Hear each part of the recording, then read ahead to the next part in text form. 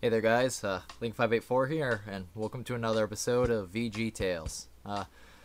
Ignoring the mess behind me, I just felt like I had to make this video. I just had to sit down and just do it, and just kind of go with it without really thinking about it, which is, it's about Animal Crossing, specifically the original one. You know, lately, Foisco and I have been talking about Animal Crossing, preparing for a podcast, and you know, an Animal Crossing New Leaf, you know, I have it, my mother has it, so we're always talking about it a little bit. And, you know, I was just really thinking back to about 10 years ago when the first one came out. Don't remember what year it was, but I do know I was younger, since clearly I'm still young, but, you know, I was in middle school, or entering into high school at the time. I don't really quite remember, because if it was it feels like it was around 2002 or so when it came out, and I was 12 at the time. And so I remember playing it on the GameCube, and there's just something about it, there always has been, that is really, really magical. And I was just thinking back that I used to have this one friend, one of my almost best friends at the time. His name was Matt, and Matt would come over and we would play games, of course, but Animal Crossing is that type of game that's completely different. Usually the way I imagine it today is if you have one Animal Crossing like that, you're all sharing the same cartridge or same console disc, whatever. You know, only one person at a time can really play it. You know, that's why I love the idea of having Animal Crossing New Leaf. I have my own copy, Foisco has her own, my mom has her own. I mean, it's great. But back in the day, it was, you had your disc version, and if you played with the family, you know, of course financially it makes more sense to just, you know, have the one, no matter what it is you're doing, New Leaf, etc. But with this one, it really was firm. Okay, you are in your own world with your family, and there's no mayor, you're all equal, you all work together, and you just all have houses in the town center.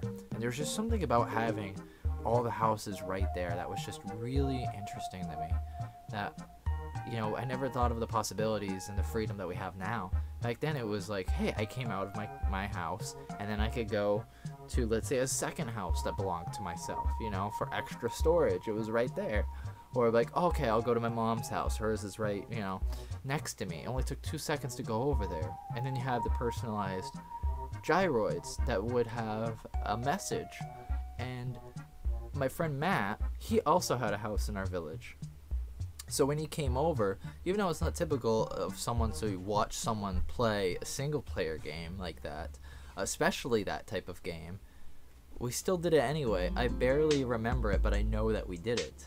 And so I still have somewhere in the house, I think it's right over there on my desk, the save file for that world. And Matt's still in it. I'm still in it. I think my mom is still in it. I think my mom played it. But I just remember at least Matt and I played it. And I used to use one of the second houses to store sets of items.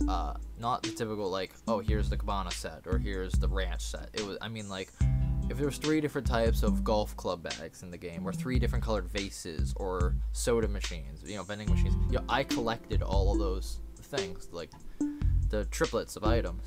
And so it was just, I remember doing these silly things, and for whatever weird reason, I still hold them pretty dear to my heart. I just think about them, and they're so silly, but I enjoy the idea of leaving a gyroid message on my door, or an item to give to Matt or my mom or something, whoever got it first, you know, and have a message saying something like, free for all, whoever gets it, or, you know, actually having a way to charge and say, here's an item, and then have my mom or Matt pick it up later. I mean, it was cool, and I remember just liking to leave those personalized messages, and coming up with quirky letters to give to the villagers, and then reading something that Matt wrote, and, you know, it was just silly. It's pretty much more of what we do today still, but it feels so different to me now than it did then, and it is different because I'm different. The people I know in my life are different.